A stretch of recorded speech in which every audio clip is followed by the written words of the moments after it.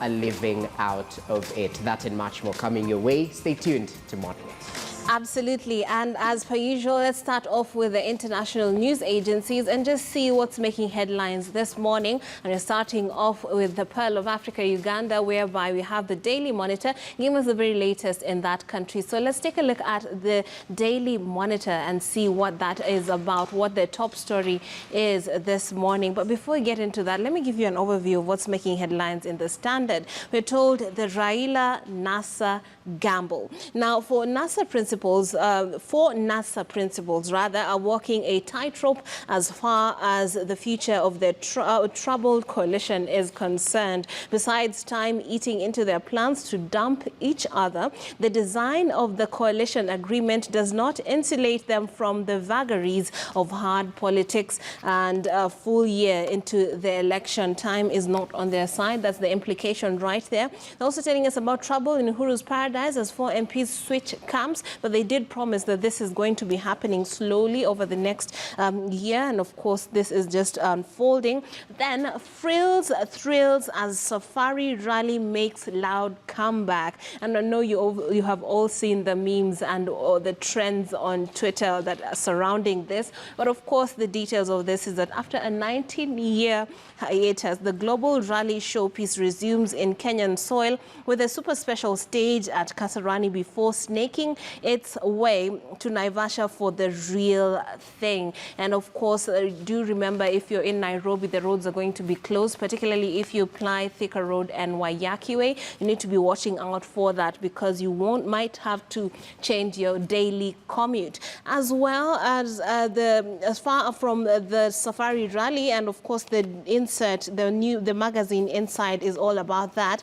We also have news on no new constituencies before the 2022 elections. The electoral agency has ruled out any possibility of drawing new boundaries for constituencies before the new polls. Details of that are in page 6 of the Standard. They're telling us so much this morning. Of course, COVID-19, being that we're in a pandemic, is never too far away. We told Kenya's super rich defy COVID-19. Find out how. We're going to be digging into that story, and also how big tech gifted police rare data. Now, when you look at when we look at the Daily Nation this morning, they're leading with the CBC. New plans for junior secondary. We're told the space hurdle. For some children, transition to high school will come with no change for scenery, following CS George Magoha's revelation that select primary schools will be upgraded to host the junior secondary wings when the pioneer classes cross over in the year 2023. But of course, politics is never too far away, and we're told this morning that why we need Kalonzo and Mudavadi in a departure from the hardline stance taken by the parties in recent months. Chairman George Mbadi has made a bold admission that ODM needs the support of Kalonzo Musyoka and Musalia Mudavadi to stand a chance of winning the 2022 election. But of course, promises have been made, and some of them broken, and some of these NASA principals are of course disgruntled. Let's see how they're handling it. And also, Treasury releasing 43.5 billion shillings to counties is another story that is making headlines this morning in the Daily Nation. That we're going to skip our usual overview of what's making headlines internationally and just get into the local papers. Hopeful loan after positive IMF review, another story that we're going to dig into. And joining me today to review the papers is Suleiman Bashir, who's a lawyer, Kariuki Ngunjiri, who's a political analyst, and Advice Mundalo, who's a political and communication strategist. Our guests here in studio are Mr. Mundalo as well as Mr. Ngunjiri. We await Mr. Bashir Suleiman to join us. Now, let's get into it. The Standard is leading with politics. Like I told you earlier on, the Raila-NASA gamble. 4 NASA principals are walking a tightrope. Also, the tightrope is because of the time constraints that they're facing, and of course, them trying to figure out the possibilities, the right kind of ingredient for them that would make the next pathway right for their political success in the next election cycle. Now, Mr. Ngunjiri, having taken a look at this story, what do you make of it? First of all, I want to underscore the fact that we have always had the same political intrigues in this country. Yes. And you see, I dare the other NASA principals, if they are ever serious, to disembark from the NASA bus, because every time they have been saying, oh, the other NASA coalition partners were never true to the truth. Yes. And hence, we don't trust them. But that is what we say as being rich on rhetoric, and yet having no action. So if they are serious, yes, let them get out of NASA and form other coalitions. So that's where it begins. Right. Because this conversation has been going on for a very long time. And now that NASA, in its now capacity, has decided to not be true to what they decided when they formed the coalition, I think the best thing for Kalonzo Musyoka, who said he is not going to support Raila Odinga in this coming election, to start and chart his own political path. But this rhetoric of every day keeping on questioning the character of the other coalition partners, I think politically just shows the level of indecisiveness in the other coalition partners. So, and it is true, it was argued some times back that it could be true. These coalition partners are nothing without Raila Odinga, who is the one of the front runners in the next election. Right. And then, I think because they fear the consequences that would be brutal and savage after the breaking of NASA, that's why they decide to still cling on it, of which I think if Jubilee decides to join with ODM, of course there's going to be some casualties in that, in the sense that Jubilee is going to lose legitimacy in its strong constituency.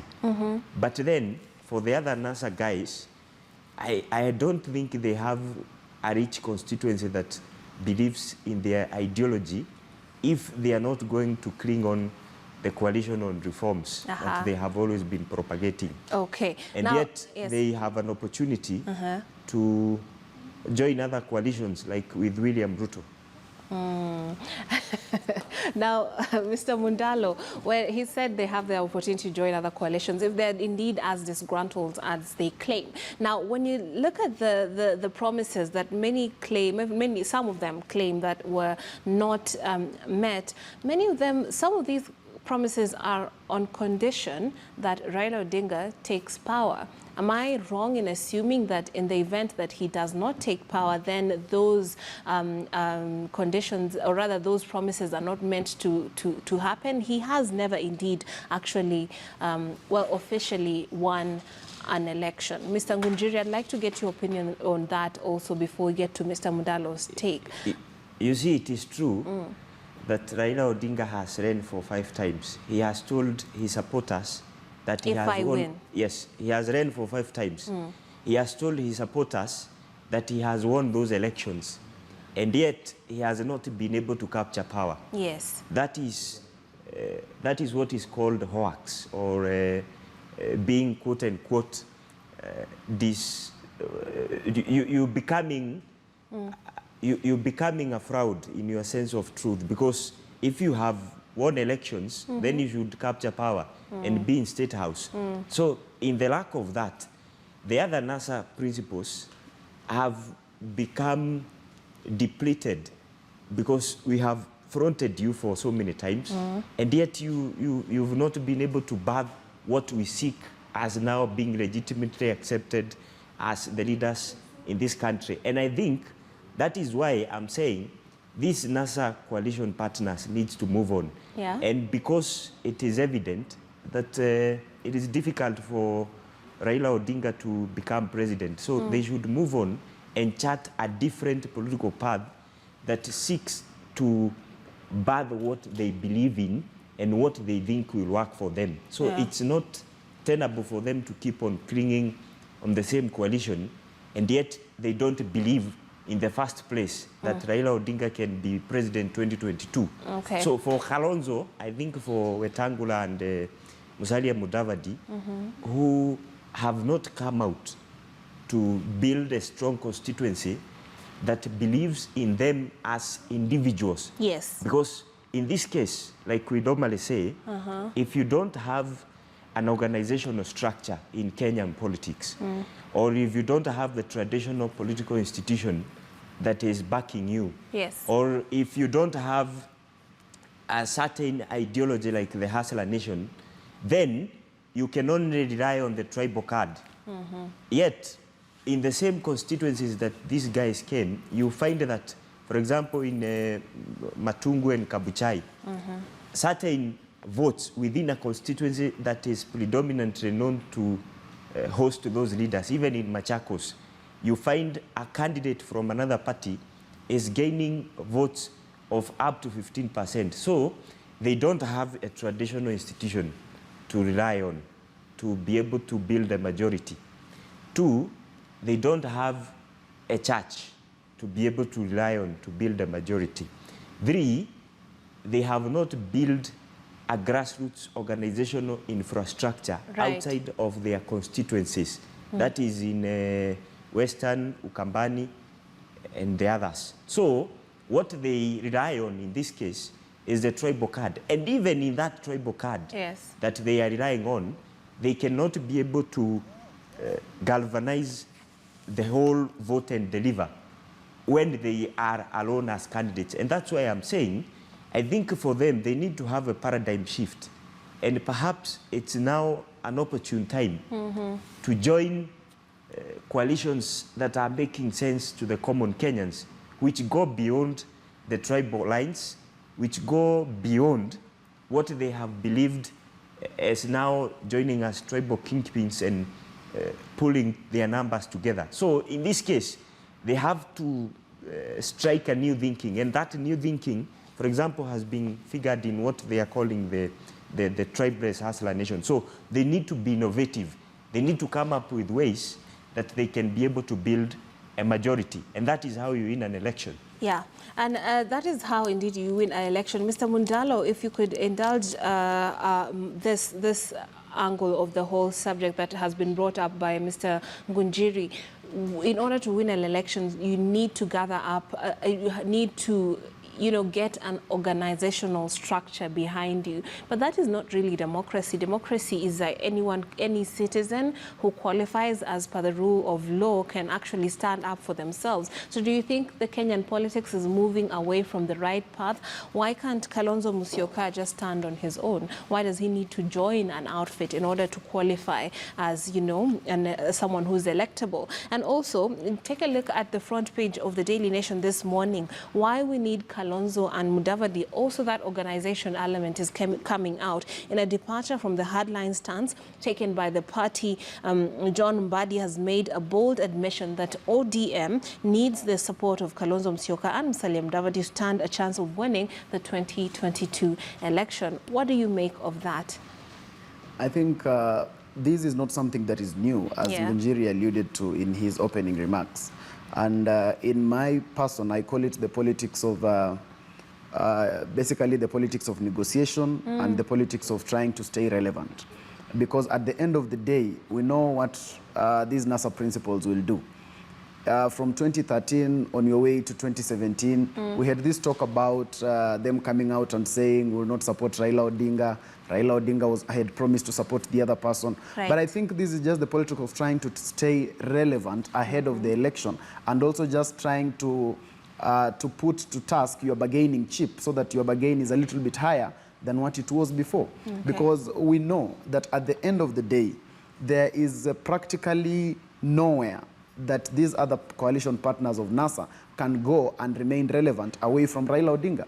The only other place they would go is to go in the other camp, which is being led by Deputy President William Ruto. Yes. And when they go to that camp, the only positions available are any other positions except the position of the presidency. Mr. Mundalo, you say that, but then there's now talk of ODM and Jubilee coming together. Exactly, exactly. And that's why I'm saying it's just the politics of staying relevant. Because when you look at Wiper, for example, they hurried into signing a coalition pact with Jubilee way before even ODM, that had the handshake with the Jubilee, signed anything with them. Now today we have Wiper as a party that is already in agreement with Jubilee, and then shock on them several years later, about 2 years later, the Jubilee that they have an agreement with goes into an agreement with ODM, which basically means they carry them along. Right. So there is literally nowhere that these coalition partners are going. It's just the politics of trying to stay relevant. It is the politics of trying to push time towards 2022. It is the politics of trying to increase your bargain so that maybe you are bought at a higher price than you were the other time. But in terms of charting a way forward and just charting a presidential ambition as a serious candidate, I don't see any of these principles being very serious with that agenda. You look at it and you'll see former Prime Minister Raila Odinga, even at his age and his state of health, moving around the country, holding meetings every other day. The other day he was holding meetings with the people from Mount Kenya. We saw him holding meetings and inviting the Mount Kenya to Nyanza. Yes. We are seeing him doing a lot of work to try and win the presidency of 2022. You look on the other side and you see Deputy President William Ruto traversing the country every other day despite the COVID guidelines. But now when you look at Wiper leader Kalonzo Musyoka together with the other NASA principals, apart from holding press conferences in their homes and at their party offices, very little is being seen of them, which basically means they are not very serious about really charting a way forward about being president of this country, but they are just interested in a bargaining chip that will keep them relevant and at the 2022 election. And the only way they are going to be reasonably relevant is when they work in agreement with President Uhuru Kenyatta and ODM leader Raila Odinga. Because the other way that they can only be relevant and they can only be in the Kenyan politics is to join the other camp of Deputy President William Ruto, which I doubt they are ready to. Because when you look at that camp, the camp is already full, and everybody seems to be having their position. Plus, when you look at even the political history and the ego you should around see the these look leaders. on Mr. Ngunjiri's face right now, because he seems very skeptical when you mentioned that the camp is full. Ngunjiri's look has nothing to do with the reality. You see, I don't think the camp is full. I think the camp is still open for everybody who seeks to transform the country. But then, I think these guys are caught in their own contradiction. For a long time, they have been deluded by the cult and personality politics of Raila Odinga, and they don't think anything beyond Raila Odinga being the person leading them. So I think it is time, and this is why they need to liberate themselves and their mind out of this belief that they cannot succeed and prosper without Raila Odinga. Okay. So in this case, they need to not always worship and believe in the cult of ODM. I think they have the capacity, if they wanted, to seek other new alliances where they can be able to fit in and be respected. It seems that they are not respected in ODM like it has been. And so, and you know, an election is done on so many factors. One, you have to have numbers. They also look at issues of network, resources, and everything. So if they can be able to bring at least a half of what is expected on the table, then that means there will be mutual respect within that coalition. But when you come and depend on only one person to move that campaign, then you have no legitimacy in the first place of being in the same camp. So I don't agree with Mr. Mundalo that the Deputy President camp is filled. I had him invite Musalia Mudavadi some times back when he was in a barrio in Western, and he said that tell Musalia Mudavadi to come, but I will not wait for him. Okay. So let him come and join us. So now, I think coalitions and the political interest are always open, and there are no permanent force and friends in politics. It's always about interest. In particular. Now, Suleiman Bashir is joining us this morning.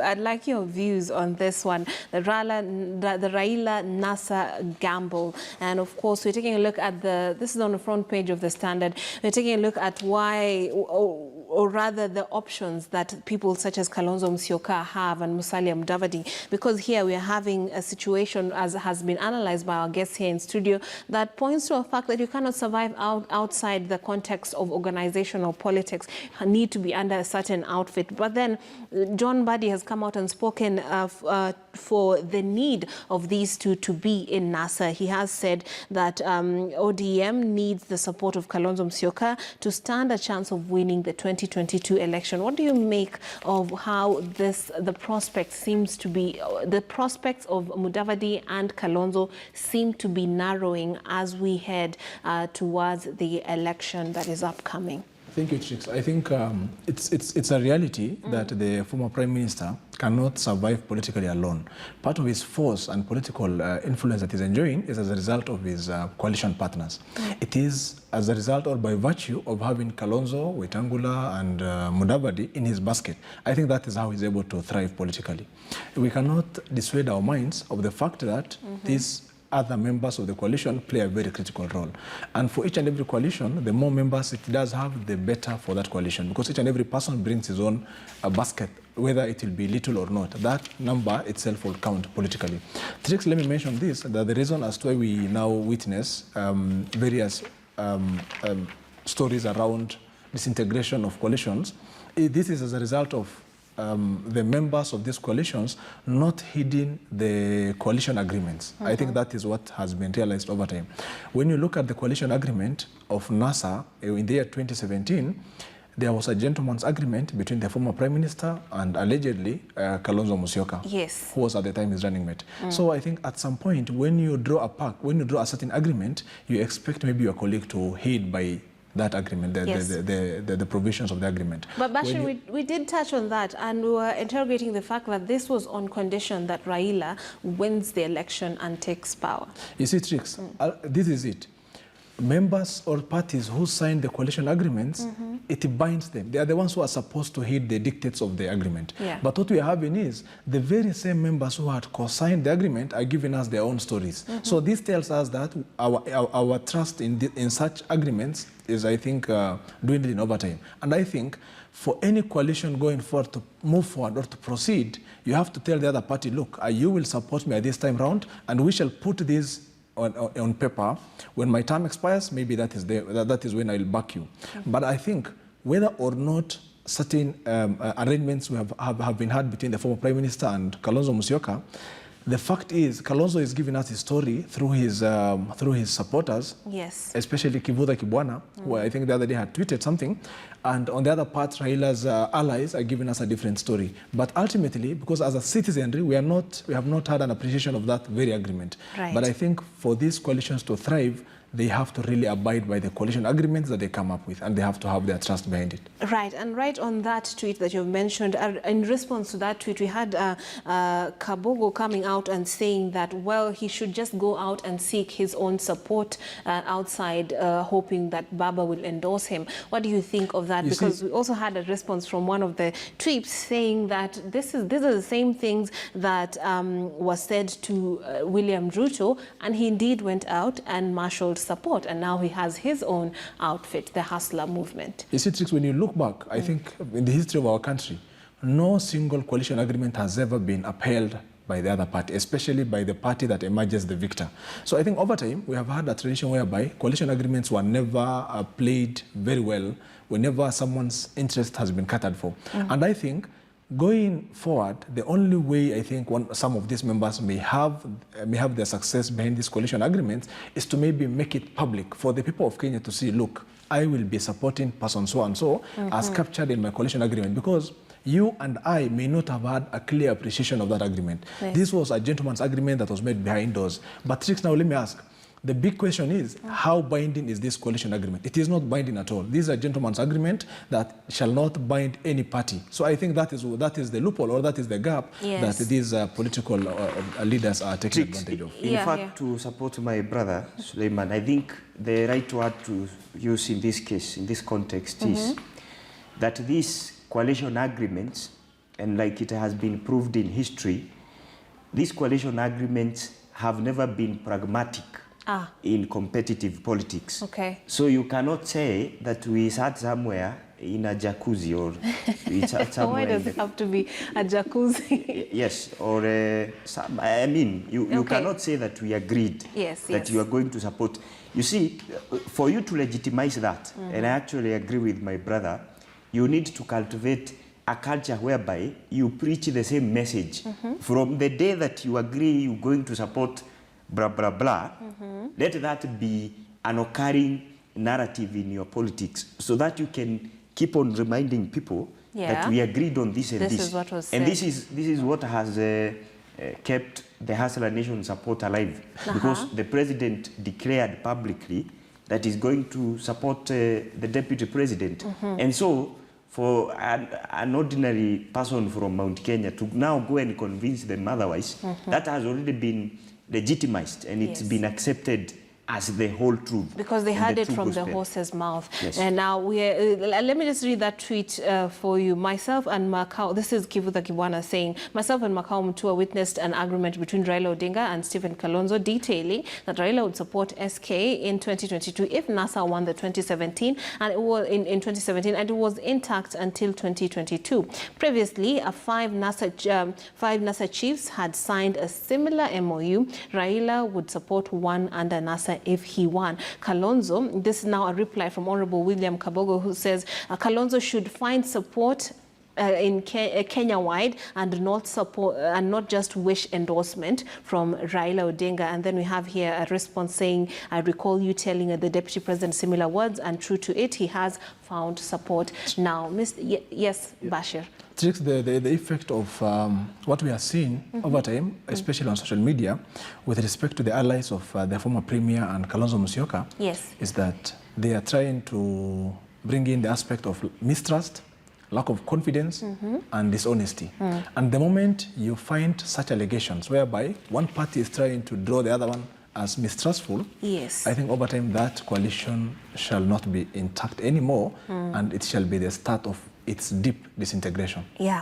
I'd like you to weigh in also, Mr. Mundalo, as we wind up this element of press review. I don't understand why we are saying that historically there has been the culture of people not honoring agreements, when the NASA agreement, even in the tweet that you've read, says that Raila Odinga will support Stephen Kalonzo Musyoka if they won election and remain intact, which basically means that there is a part of that agreement that did not come to be. So I don't see where it is about someone not honoring an agreement. And two, I don't understand why there is a hue and cry about one person supporting others. In a democracy where we have over 40 million Kenyans, everyone is scrambling and petitioning for the support of one individual. Yet the people who are going to the ballot to vote are the millions of Kenyans. I wish every other person who wants to be president sought the support of the Kenyans as much as they are trying to seek for the support of Raila Odinga. The mere fact that everyone wants to be endorsed by Raila Odinga shows that maybe then Raila Odinga is the best fit to lead the country, because that therefore just means that everybody believes that they cannot be able to be politically sufficient and sustainable without his element there.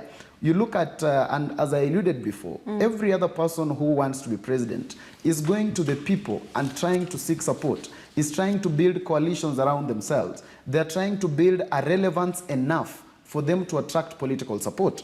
I look at the Deputy President William Ruto, and he has galvanized a support base that he has called the Hustler Nation.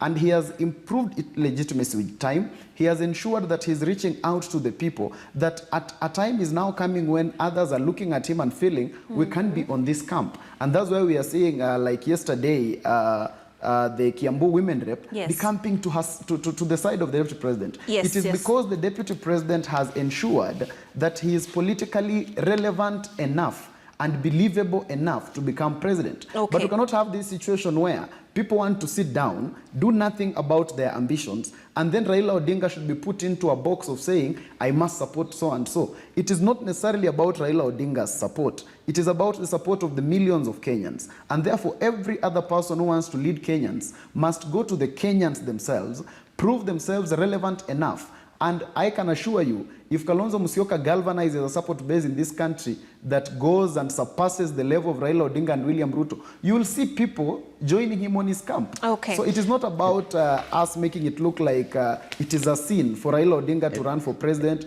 It is very sinful for Raila Odinga not to support one of the NASA principles. The NASA principles, in fact, have politically more experience than Raila Odinga. You look at Kalonzo Musyoka, and he was in parliament at the age of 29. You look at Musalia Mudavadi, the same story. These people were in cabinet when Raila Odinga was fighting on the streets. These people are already inside government. So politically speaking, these people have a longer span and experience in the government than Raila Odinga. All right. So they should have a naturally a better political support base. So by fact that someone has worked out his way, and that's why I would want to disagree with Ngunjiri when he calls the Raila Odinga politics a cult. When someone works his way out to an extent that they have been able to marshal a great support base, we don't need to convert them into a cult. Because today, you see, William Ruto okay. has equally... Before we get into debate, we William have Ruto has to take a break. equal a number of supporters. We have to take a break, so please hold your thoughts right there. Just hold those thoughts. We're going to take a short break. That is just page 5 of the Standard. Why Big Four are not ready to ditch troubled NASA marriage just yet. An article by Moses Nyamori. We're going to take a short break. On the other side, we shall continue on with that and also take a look at the blow to Jubilee as and Uhuru as 3 of his supporters shift to the Ruto camp. Let's take that break.